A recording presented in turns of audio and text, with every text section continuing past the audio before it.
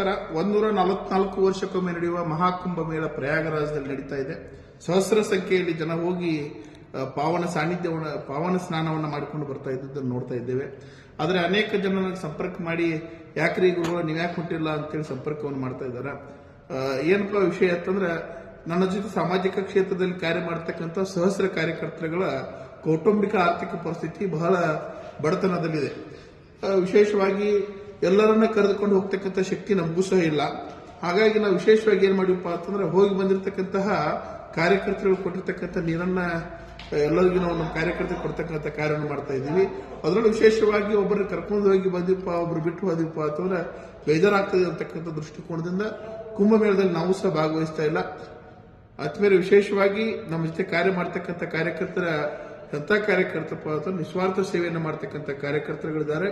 ಬಡತನವಿದ್ರೂ ಸಹ ಸಾಮಾಜಿಕ ಕಾರ್ಯವನ್ನು ಮಾಡಬೇಕು ಅಂತಕ್ಕಂಥ ಮಹದಾಶೆ ಇರ್ತಕ್ಕಂಥ ಕಾರ್ಯಕರ್ತರುಗಳು.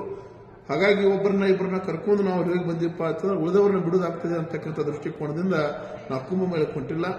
ಹೋಗಿ ಬಂದಿರತಕ್ಕಂಥ ಕೊಟ್ಟಿರ್ತಕ್ಕಂತಹ ಪವಿತ್ರವಾಗಿರ್ತಕ್ಕಂತಹ ತ್ರಿವೇಣಿ ಸಂಗಮದ ನೀರನ್ನ